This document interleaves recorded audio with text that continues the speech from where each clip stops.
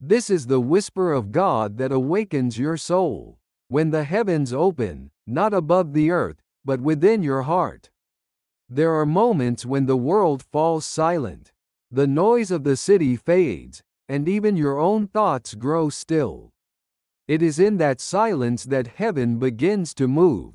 It was in such a moment that the prophet once heard the voice. The sound of eternity opening its door to the human soul. When the heavens open, time pauses. The distance between God and man dissolves. Light descends, not to blind, but to reveal. This is where the journey of the Spirit begins. Not on the mountain, but in the still room of a waiting heart. There is no thunder here, no earthquake, no storm. Only the steady rhythm of breath, and the soft echo of a voice calling your name. The heavens do not open for the eyes that demand proof, but for the heart that learns to wait. Every soul has its appointed hour. When God bends near and whispers, "I am here." That hour came to a man long ago, standing by the river, in exile and dust. His name was Ezekiel, and he saw what no eye had ever seen. But his vision was not a privilege, it was a calling, a summons to speak truth to a world that had forgotten its maker. He saw the heavens split apart like fabric drawn back by light. Wheels of fire turned within wheels. Creatures of radiant form moved like lightning. And above them, a throne gleamed brighter than the sun. Yet even in that glory, there was a silence deeper than fear. The stillness of a God who waits for hearts to return. When Ezekiel fell to the ground, he did not see judgment. He saw mercy in motion, a God who travels even into exile to find his people. And though centuries have passed, the same mercy travels still, seeking every soul who wanders in darkness. You too are seen. The light that opened above Ezekiel now reaches into your night, not to overwhelm, but to awaken. For every person carries a hidden sky. And when God breathes, that sky unfolds. Close your eyes. Can you feel it? The stillness that surrounds you is not emptiness. It is the waiting of heaven. The door that opened once over the prophet is opening again within your soul. God does not appear to the perfect. He comes to the weary. The ones who have tried, fallen, and still whisper prayers in the dark. He comes to the broken-hearted. Because broken things let the light through. Ezekiel's vision began with wind, a storm from the north, carrying a bright fire. But within that fire was not destruction. It was the radiance of life itself, purifying everything it touched. The fire of God does not consume, it transforms. When the heavens open, every hidden pain comes into light, not to shame, but to heal. The light does not accuse. It reveals the truth of who you are. A soul loved from the beginning. A heart still worth redeeming. The world teaches you to hide your wounds. But God touches them and calls them holy. Because through your weakness, His strength becomes visible. Through your silence, His voice is heard. Heaven opens not to impress, but to invite. It does not shout, it whispers. It does not demand, it draws near. It does not appear once, but waits forever. When Ezekiel looked up, he saw movement in the midst of fire. Creatures burning with the presence of God, their wings sounding like rushing waters. Each of them moved straight forward, because divine purpose never hesitates. Wherever the Spirit moved, they followed. There was no confusion in heaven, only harmony. In the same way, when your heart begins to follow God, confusion gives way to clarity. The soul that listens will always find direction. Because heaven's language is peace.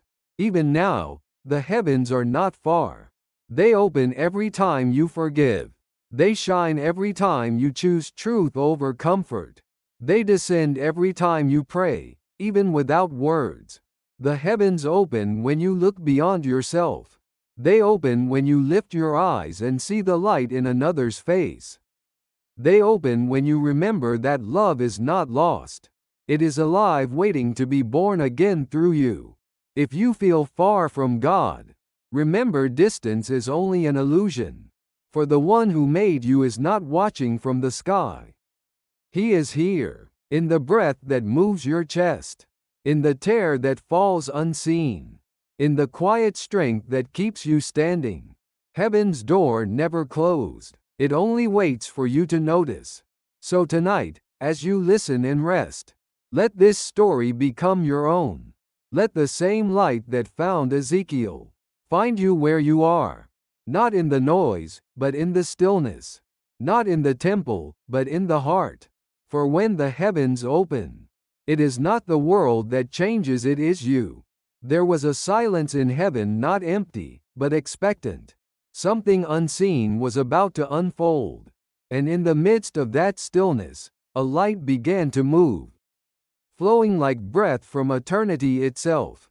The vision did not begin with thunder, but with a whisper. Come and see. In that whisper, the heavens trembled with meaning. A scroll appeared, sealed 7 times with ancient wax, each seal shimmering like a fragment of the sun. It was resting upon the open palm of God. Around it, no creature dared to reach, for this was not a book of human wisdom. It was the record of all that ever was, and all that ever would be. Within it, the tears of generations were written, and the longings of every forgotten heart. An angel's voice cried out, "Who is worthy to open the scroll?" The sound rolled through heaven like a wave. Every being bowed its head, and a great silence followed. No one moved, no one spoke, even the stars seemed to dim, as if mourning the distance between God and man. And then from among the shadows, a soft light began to walk, not the radiance of thunder or flame, but the gentle brightness of mercy. He was not clothed in power, but in compassion, not crowned in gold, but in grace. It was Jesus, the Lamb who had been slain, yet now stood alive, and as he walked, the light that followed him healed the silence. He came near the throne, and every creature lifted its eyes. The scroll that none could touch rested now before the one whose hands still bore the scars. He reached out, not with command, but with love, and when his fingers touched the seal, the universe held its breath. The first seal broke, and a sound like distant thunder echoed through the soul of creation. But it was not destruction that came forth. It was revelation, the unveiling of divine truth long hidden in the dark. At that moment, John, who beheld this vision, fell as though his strength had left him. But the Lamb turned and looked at him. In that gaze was every answer John had ever sought. He did not speak with words, but with the light in his eyes. And in that light was peace beyond understanding. "Do not fear," the Lamb's voice said softly, "for these seals are not the end. They are the beginning. The opening of heaven within you." The scroll was not a prophecy of doom. It was a mirror of the heart. Each seal that broke revealed not only heaven's mysteries, but also the unseen corners of the human soul. The first seal revealed longing, the hunger for meaning. The second, conflict, the wars we wage within ourselves. The third, scarcity, the ache of emptiness. The fourth, death, not as an end, but as a doorway. The fifth, waiting, the cry of those who suffered and still hoped. The sixth, awakening, the trembling before light. And the seventh, silence again, the moment when all creation listens for God's voice. When Jesus handed the scroll to John, the scene changed. The light of heaven faded into the quiet glow of a room. A simple place, a place like yours. John was gone, but you were there. Jesus stood before you, the scroll now glowing in his hands. He smiled not in grandeur, but in tenderness. Take this, he said. It is the record of your life.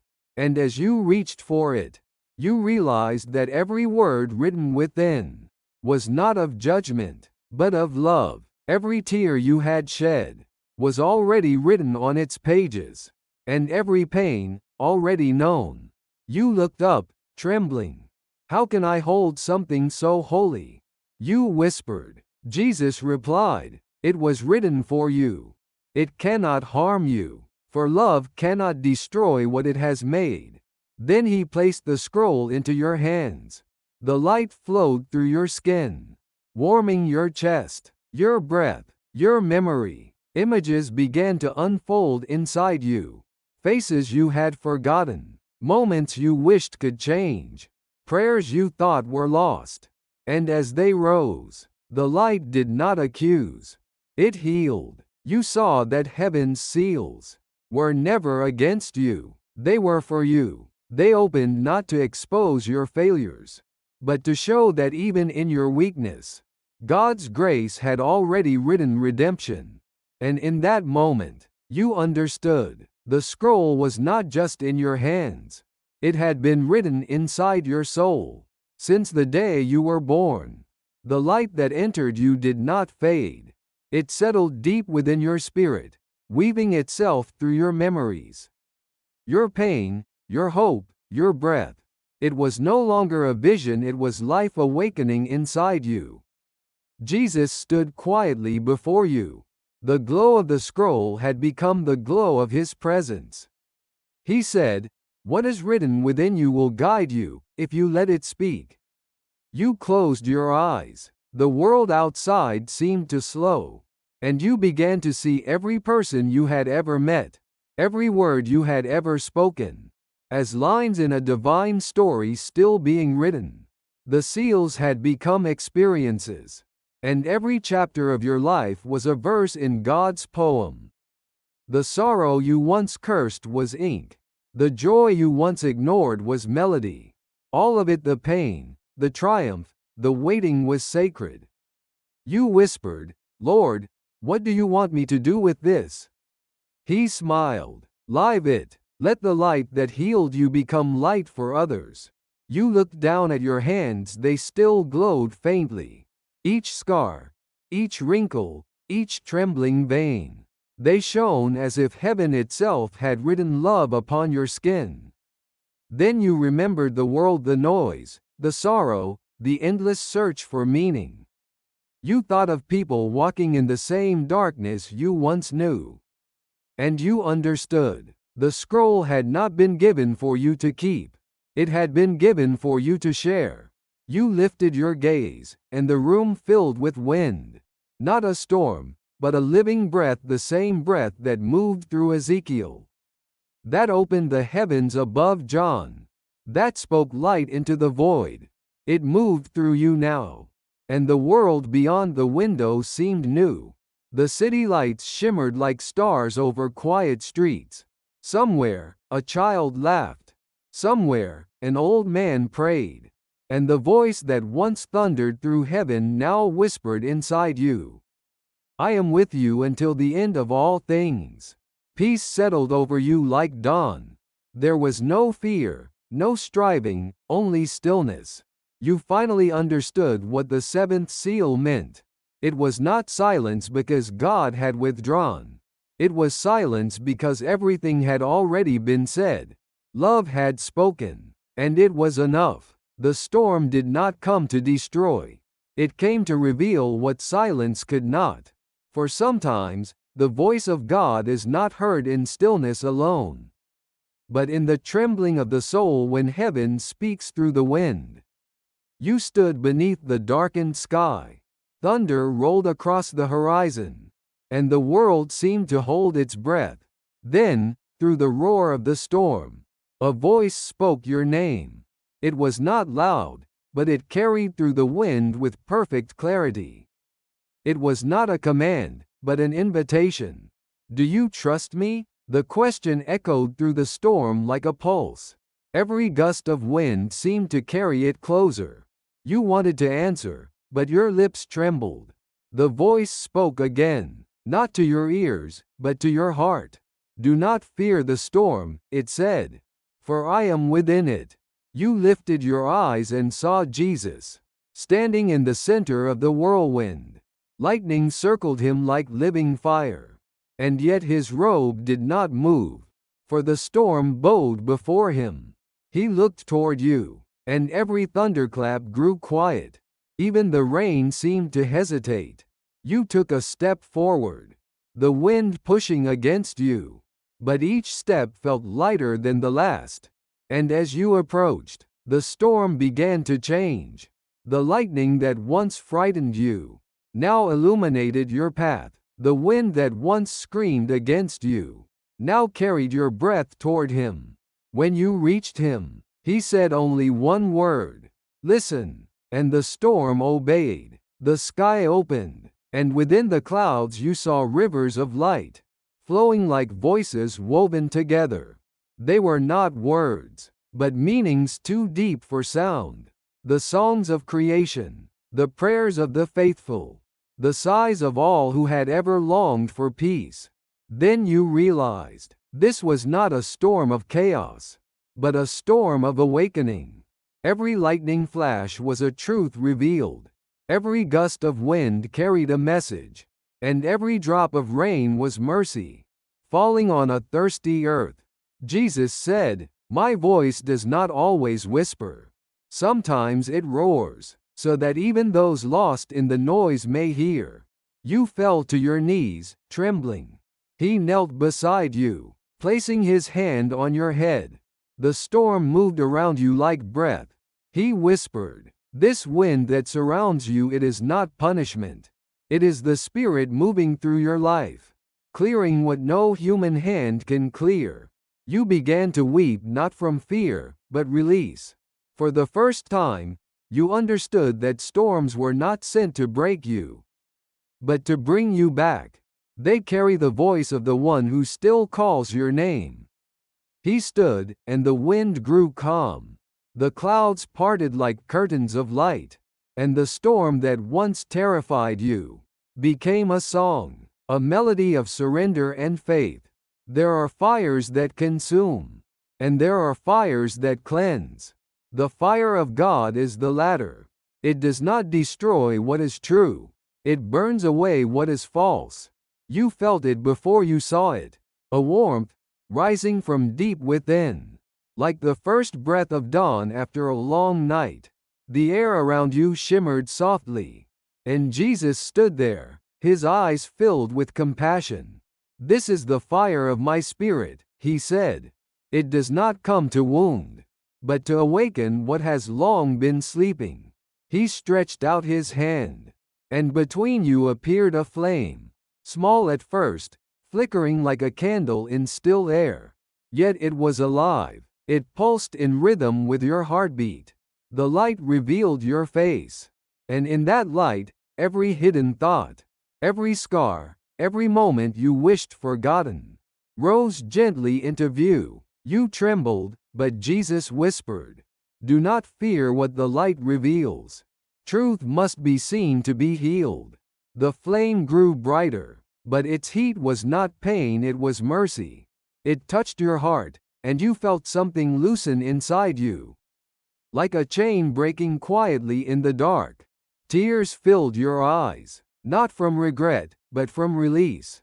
Every sin you had ever named, and every one you had forgotten, lifted from you like smoke. "This fire," Jesus said, "is not here to remind you of guilt, but to restore your joy." He stepped closer, and the flame between you rose higher, casting warm light across the room. It reflected in his eyes that held both sorrow and love. As if he carried every burden you ever bore.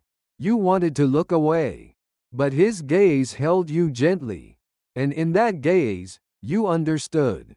He did not come to judge what you were, but to reveal who you are, a soul still capable of light. He said softly, "When the heart burns with my love, no darkness can remain. This is how I make all things new." The fire began to move, not outward, but inward. It entered your chest like breath, spreading warmth through your veins. It filled the hollow places, healing wounds that words could never reach. You fell forward, weeping. But these were not tears of sorrow. They were the water that feeds the flame. Jesus knelt beside you, placing his hand upon your heart. The warmth deepened, and your heartbeat echoed like the rhythm of prayer. "Do you feel it?" he asked. You nodded, unable to speak.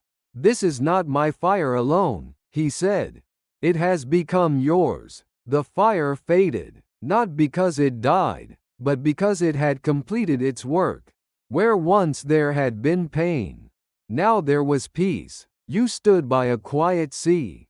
The sky glowed with the first light of dawn, and every wave seemed to whisper the same word: peace. Jesus stood near you. The fire from the last night was gone, but the warmth remained, not around you, but within you.